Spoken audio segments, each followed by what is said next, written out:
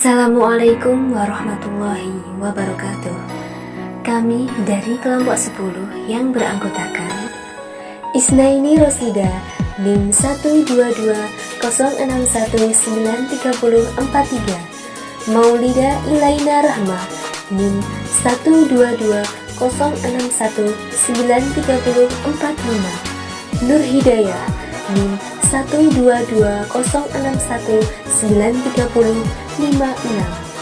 Yang terhormat kepada Ibu Reni Sulistina MPD selaku dosen pengampu mata kuliah Edutainment PAUD serta teman-teman yang kami rindukan.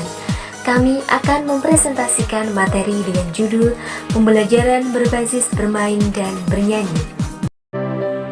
Di sini saya akan menjelaskan mengenai pengertian metode pembelajaran. Metode adalah suatu cara yang sistematis untuk memudahkan pelaksanaan kegiatan dalam mencapai suatu tujuan. Menurut Undang-Undang Nomor 2 Tahun 2003 tentang Sisdiknas Pasal 1 Ayat 20, pembelajaran adalah proses interaksi peserta didik dengan pendidik dan sumber belajar pada suatu lingkungan belajar. Jadi, metode pembelajaran adalah suatu cara sistematis untuk melakukan aktivitas atau kegiatan pembelajaran yang tujuannya mempermudah dalam mencapai tujuan pembelajaran yang diinginkan. Metode bernyanyi adalah kegiatan mengeluarkan suara secara beraturan dan berirama, baik diiringi oleh iringan musik maupun tanpa diiringi oleh iringan musik. Pada umumnya, seorang anak mulai mengenal suatu nyanyian tertentu pada saat usia 2 tahun. Paling tidak, nyanyian tersebut bersifat sangat spontan atau atas dasar idenya sendiri. Pada perkembangan selanjutnya, ia secara alami akan mengenal frasa, irama, dan lagu. Pada dasarnya, keterampilan bernyanyi anak meningkat, manakala kemampuan bahasanya sudah berkembang dengan baik. Bagi anak, kegiatan bernyanyi adalah kegiatan yang menyenangkan, dan pengalaman bernyanyi ini memberikan kepuasan pada anak. Bernyanyi juga merupakan alat bagi anak untuk mengungkapkan pikiran dan perasaannya. Metode pembelajaran bernyanyi adalah suatu metode yang disukai oleh anak supaya mereka tidak cepat bosan dalam kegiatan pembelajaran. Metode ini dapat mengembangkan aspek bahasa dan anak dapat mengeluarkan ekspresinya di saat bernyanyi, menumbuhkan semangat dalam belajarnya. Secara etimologi, metode berasal dari kata metode yang artinya suatu cara kerja yang sistematis untuk memudahkan pelaksanaan kegiatan dalam mencapai tujuan pembelajaran. Tujuan metode bernyanyi yang pertama, memupuk rasa irama dan estetis. Yang kedua, memperkaya perbendaharaan bahasa. Yang ketiga, melatih daya ingat. Yang keempat, memberi kepuasan. Yang kelima, memberi kegembiraan. Joe Dowling menyatakan bahwa berbagai pengaruh positif pembelajaran sangat berkaitan dengan dua bentuk proses mental, yaitu memori deklaratif dan prosedural.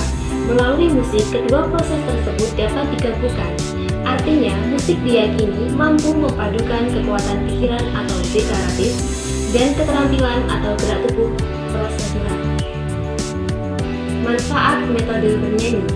Bernyanyi bersifat menyenangkan. Yang kedua, dapat dipakai untuk mengatasi kecemasan. Yang ketiga, media untuk mengekspresikan perasaan. Yang keempat, membangun rasa percaya diri. Yang kelima, membangun daya ingat. Yang keenam, mengembangkan rasa humor. Yang ketujuh, mengembangkan keterampilan berpikir. Yang kedelapan, mengembangkan kemampuan fisik dan motorik. Yang kesembilan, meningkatkan keeratan dalam sebuah kelompok. Nyanyian yang baik dan sesuai untuk anak yaitu yang pertama, nyanyian yang dapat membantu pertumbuhan dan perkembangan anak. Yang kedua adalah nyanyian yang bertolak pada kemampuan yang telah dimiliki anak. Di sini saya akan menjelaskan langkah-langkah metode bernyanyi. Yang pertama, pendidik membicarakan isi nyanyian yang akan diajarkan melalui tanya jawab guru kepada anak. Yang kedua, pendidik membacakan syair baris demi baris dan diikuti oleh anak. Yang ketiga, pendidik menjelaskan kata-kata yang sukar. Yang keempat, pendidik menyanyikan lagu secara keseluruhan 2 atau 3 kali. Yang kelima, pendidik dan anak menyanyikan lagu bersama-sama guru dan anak menyanyikan lagu dengan bersenandung. Yang keenam, pendidik memberikan kesempatan pada anak yang sudah dapat dan mau menyanyikan lagu sendiri. Yang ketujuh, pendidik memberi pujian secara tepat pada waktunya agar anak memperoleh kegembiraan. Yang kedelapan, pendidik dan anak menyanyikan lagu lain dengan selingan. Yang kesembilan, pendidik dan anak menyanyikan kembali lagu tersebut. Kelebihan dan kekurangan metode bernyanyi. Kelebihan metode bernyanyi yang pertama yaitu dapat membangkitkan semangat belajar para anak karena suasana kelas menjadi hidup dan menyenangkan. Yang kedua, membantu guru dalam upaya mengembangkan pendidikan karakter, yaitu nilai karakter bersahabat, komunikatif karena terjadi interaksi yang baik antara warga kelas, memungkinkan gurunya. Yang ketiga, lirik lagu dapat digunakan berulang-ulang walaupun pada kelas yang berbeda, tetapi dengan materi yang sama. Untuk kekurangannya, yang pertama yaitu hasilnya kurang efektif pada anak pendiam atau yang tidak suka bernyanyi. Yang kedua, sulit digunakan pada kelas yang besar. Yang ketiga, suasana kelas menjadi ramai dan bisa mengganggu kelas yang lain. Hal yang perlu diperhatikan dalam bernyanyi. Yang pertama, syair atau kata-kata dalam lagu hendaknya harus jelas. Yang kedua, bahasa yang digunakan dalam lagu tersebut tidak terlalu sulit. Yang ketiga, tema lagu dipilih sesuai dengan dunia anak.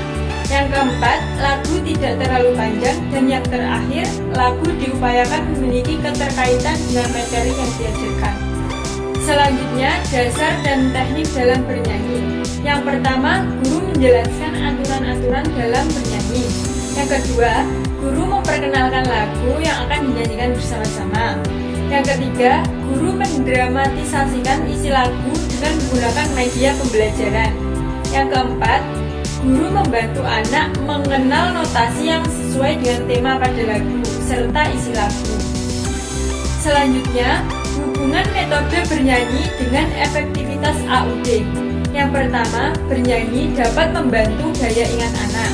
Hal ini dapat terjadi ketika guru mengajak anak untuk menghafal lagu-lagu yang dinyanyikan. Yang kedua, bernyanyi dapat membantu mengembangkan keterampilan berpikir anak. Yang ketiga, bernyanyi dapat membantu keterampilan berpikir dan kemampuan motorik anak. Selanjutnya, pengertian metode bermain. Pengertian metode bermain adalah metode yang menerapkan permainan atau mainan tertentu sebagai wahana pembelajaran anak. Selanjutnya, pengertian metode pembelajaran bermain. Metode pembelajaran bermain adalah metode mengajar di mana cara penyajian materi dengan permainan. Guru dapat memilih metode mana yang sesuai dengan materi yang akan disampaikan, sehingga tujuan umum dari pendidikan itu bisa tercapai. Tujuan bermain. Tujuan bermain diantaranya adalah yang pertama, permainan itu sendiri dan si pelaku mendapatkan kepuasan karena melakukannya tanpa ada target. Bukan untuk misalnya ingin mendapatkan uang atau ingin mendapatkan kemenangan. Yang kedua, dipilih secara bebas. Permainan dipilih sendiri, dilakukan atas kehendak sendiri dan tidak ada yang menyuruh ataupun memaksanya untuk bermain.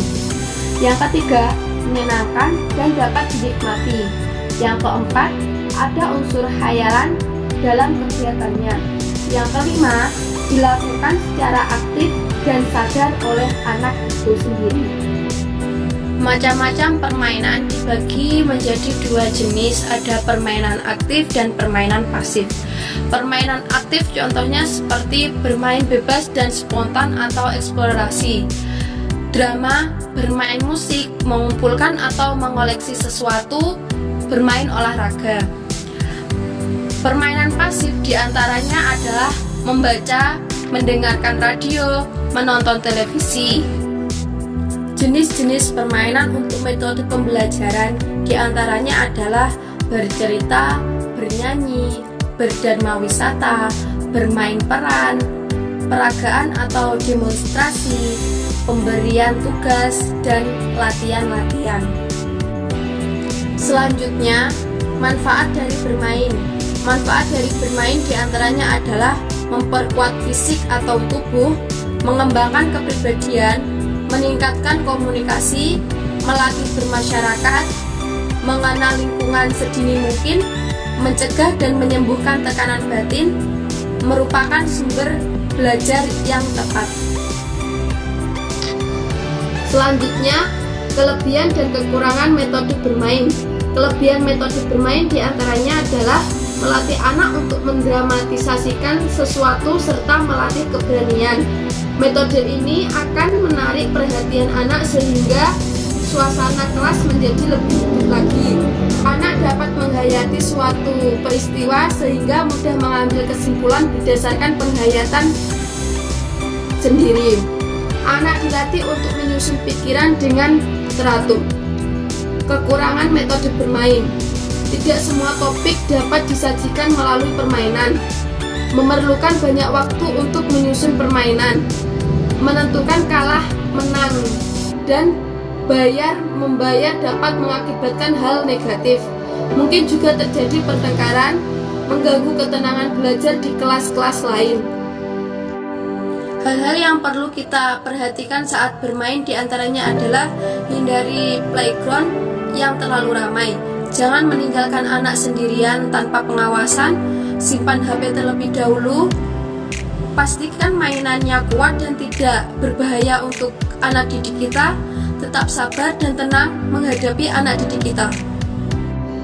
Yang terakhir, hubungan metode bermain dengan efektivitas anak usia dini adalah bahwa metode bermain dapat membantu anak dalam meningkatkan daya imajinasi, kemampuan fisik motorik halus dan kasar, keterampilan sosial, kognitif, emosi. Melalui metode bermain, anak dapat dibimbing dan diarahkan, anak dapat mengikuti aturan permainan, mendengarkan penjelasan materi permainan dengan tenang, senang dan kerjasama, dan anak dapat menumbuhkan minat dan keaktivitas anak sehingga kegiatan permainan tidak membosankan untuk anak-anak didik kita.